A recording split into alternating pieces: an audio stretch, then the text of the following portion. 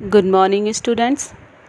आज आपका प्रथम पाठ है मैं ढूंढता तुझे था, जिसे राम नरेश त्रिपाठी ने लिखा है। इस कविता को पढ़ने से पहले हम आपको इस कविता के बारे में कुछ बातें बताएंगे। मैं ढूंढता तुझे था नामक कविता राम नरेश त्रिपाठी द्वारा रचित है। इस कविता में कवि ने बताया है, यदि वास्तव में हम ईश्वर को पाना चाहते हैं तो हम दीन दुखियों की सेवा करें और लाचार व बेसहारा लोगों का सहारा बने। कविता में बताया है कि कवि जब भक्त बनकर संगीत व भजन के माध्यम से ईश्वर का सामीप्य पाना चाहता था, तब ईश्वर दुखियों एवं लाचारों का सहारा बने हुए थे और भक्त भी ऐसा ही अपेक्षा कर रहे थे। इसको समझने के लिए भक्त ने ईश्वर से प्रार्थना की कि उसे कठिनाइयों और दुखों को सहन करने में समर्थ बनाए। अब मैं आपको पंक्तियों का भावार्थ करूंगी। मैं ढूंढता तुझे था तब कुंज और वन में, तू खोजता मुझे था तब दीन के वतन में। कवि ने इन पंक्तियों में बताया है कि मैं जब बागों और वनों में ईश्वर को खोज रहा था, तब ईश्वर दीन दुखियों के बीच मेरी प्रतीक्षा कर रहे थे। तू आहा बन किसी की मुझको पुकारता था, मैं था तुझे बुलाता संगीत में। तू आहा बन, आहा मतलब पीड़ा। जब मैं भजन और संगीत के माध्यम से ईश्वर को पुकार रहा था, तब ईश्वर किसी दुखी व्यक्ति की आह बनकर मुझे बुला रहे थे। अर्थात तू आह बन किसी की मुझको पुकारता था, मैं था तुझे बुलाता संगीत में भजन में। जब मैं संगीत के द्वारा भजन के द्वारा ईश्वर को बुला रहा था, तब तू किसी दीन दुखी की सहायता कर रहा था और उसकी पीड़ा को दूर कर रहा था। मेरे लिए खड़ा था दुखियों के द्वार पर तू, मैं बाट जोड़ता था तेरी किसी चमन में। जब मैं ईश्वर की किसी बाग में खड़ा था, चमन मतलब यहाँ पर बाग को लिया गया है। जब मैं ईश्वर की किसी बाग में खड़ा होकर प्रतीक्षा कर रहा था, तब ईश्वर दुखी व्यक्तियों के दरवाज़ों पर मेरी राह देख रहे थे। बनकर किसी के आंसू मेरे लिए बहा तू, आंखें लगी थी मेरी तब मान और धन में। बनकर किसी के आंसू मेरे लिए बहा तू, आंखें लगी थी मेरी तब मान और धन में। जब मैं धन और सम्मान प्राप्त करने में, मान मतलब मान सम्मान, जब मैं धन और सम्मान प्राप्त करने में लगा हुआ था, तब ईश्वर किसी के आंसू बनकर मुझे बुला रहे थे। इसका अर्थात यह है कि दीन दुखियों की सहायता करने से ही हम ईश्वर का समीप जा सकते हैं। बाजे बजा बजा कर मैं था रिझाता, तब तू लगा हुआ था पतितों के संगठन में। बाजे बजा बजा कर मैं था तुझे रिझाता, तब तू लगा हुआ था पतितों के संगठन में।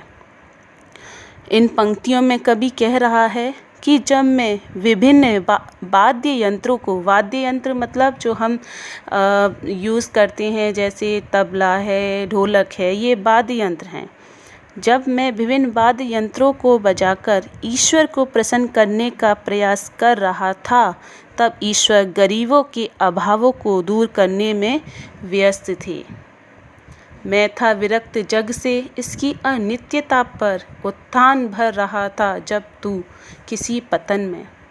मैं था विरक्त जग से इसकी अनित्यता पर, उत्थान भर रहा था तब तू किसी पतन में।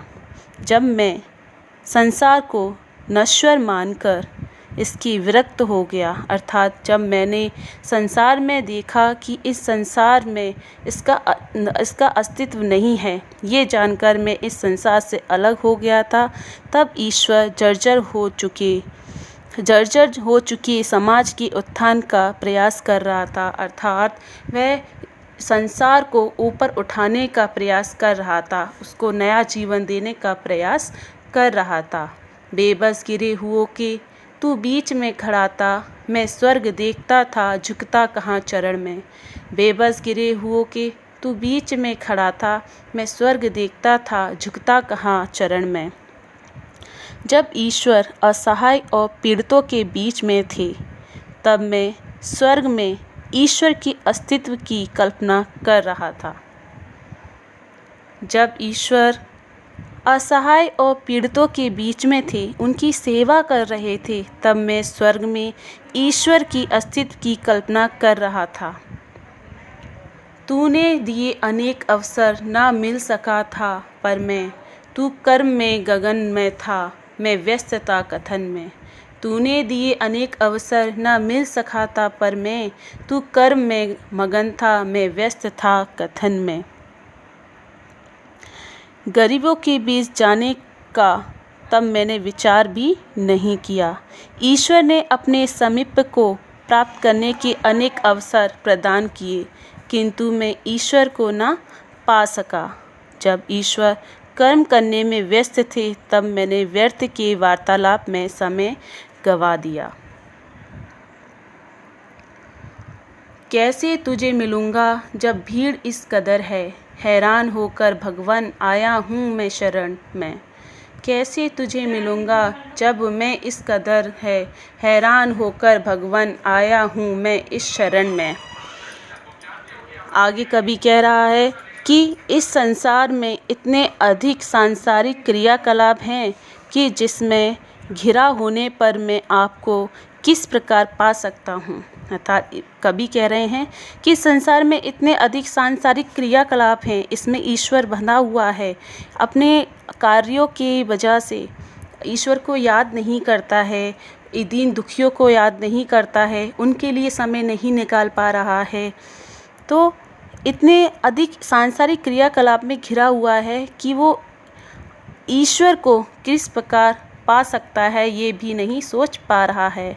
अब मैं सब कुछ छोड़कर आपकी शरण में आया हूँ। कवि कहता है कि अब मैं सब कुछ छोड़कर आपकी शरण में आया हूँ। तू रूप है किरण में, सौंदर्य है सुमन में, तू प्राण है पवन में, विस्तार है गगन में।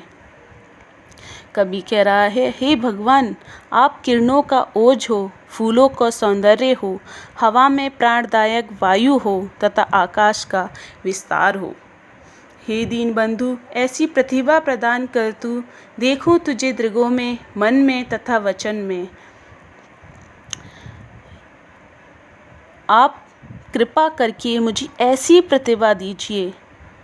कवि कहते हैं, हे दीन बंधु आप कृपा करके मुझे ऐसी प्रतिभा प्रदान कीजिए कि मैं अपनी दृष्टि, मन तथा वचन में आपको महसूस कर सकूं, आपको जान सकूं कि आपका अस्तित्व कहाँ है, आपके बताए हुए रास्ते पर चल सकूं और दीन दुखियों की सहायता कर सकूं।